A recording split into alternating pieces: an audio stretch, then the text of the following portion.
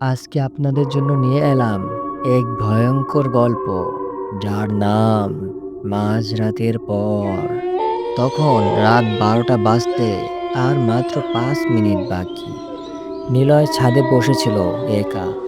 কানে ছিল একটি হেডফোন। মোবাইলে চলছিল একটা হরর সিনেমা। চারপাশ নিস্তব্ধ, কেবল দূরে একটানা কুকুরের ডাক, আর মাঝে মাঝে হালকা বাতাসে গাছের পাতার শি শি শব্দ।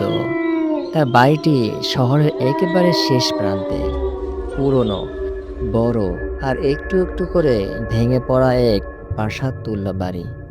তার দাদা এই বাড়িতেই জন্মেছিলেন। এখন কেউ থাকে না। নিলয় এসেছে সপ্তাহখানিকের ছুটিতে, একা। ঠিক রাত 12টায় হঠাৎ সব নীরবতা ভেঙে একটা শব্দ কানে ভেসে আসে, ঠক ঠক করে। সিঁড়ির নিচ থেকে কেউ ধীরে ধীরে উঠছে। কাঠের সিঁড়িতে প্রতিটা পা ফেলার শব্দ যেন কানে বিঁধে যায়। নিলয় ভেবেছিল হয়তো বাতাসে কিছু পড়ে গেছে, কিন্তু শব্দটা থামে না, বরং আরো কাছে আসে, ঠক ঠক করে। সে মোবাইলের স্ক্রিন বন্ধ করে কানে হাত রাখে। আর তখনই একটা ফিসফিসিয়ে কণ্ঠ তার কানের পাশে এসে বলে, দরজাটা খুলে দে। নিলয় ঘুরে তাকায়, কেউ নেই। তার ঘরের দরজা তখন খোলা ছিল সামান্য।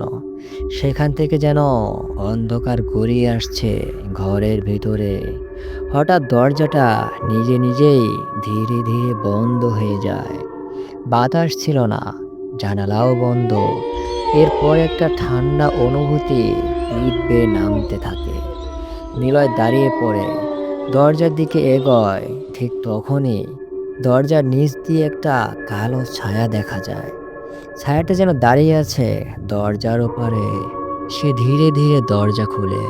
বাইরে কেউ নেই, শুধু সিঁড়ির নিচের দিকে একটা অন্ধকার গর্তের মতো ছায়া, যেটা দিনের আলোতেও ভয়ের কারণ হয়ে দাঁড়ায়। হঠাৎ পিছন থেকে মোবাইল বেজে ওঠে। স্ক্রিনে ভেসে ওঠে, মা কল করেছেন। নিলয় রিসিভ করে বলে, হ্যালো।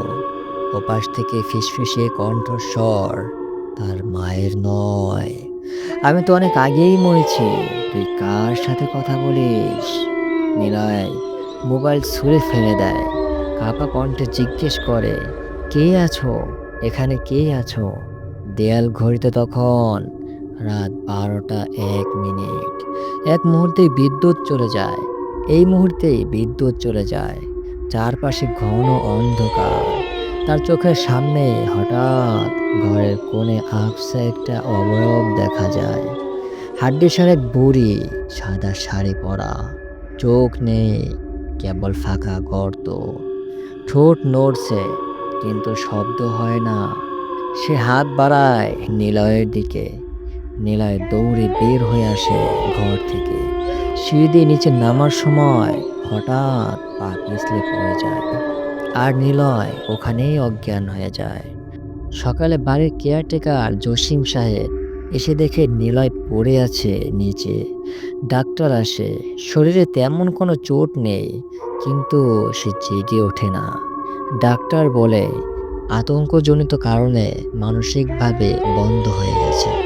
কিন্তু এরপর রাতে যখন সবাই ঘুমিয়ে যায়, তখন নিলয়ের ঘর থেকে আবার শোনা যায় সেই কণ্ঠস্বর, তুই দরজাটা খুলেছিলি মাঝরাতের পর।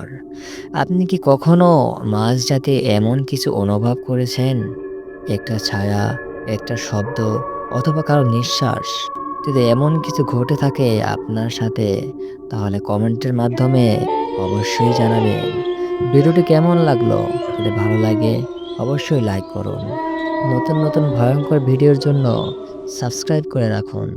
আর বন্ধুদের সাথে এই রহস্যময় গল্পটি এখনই শেয়ার করুন।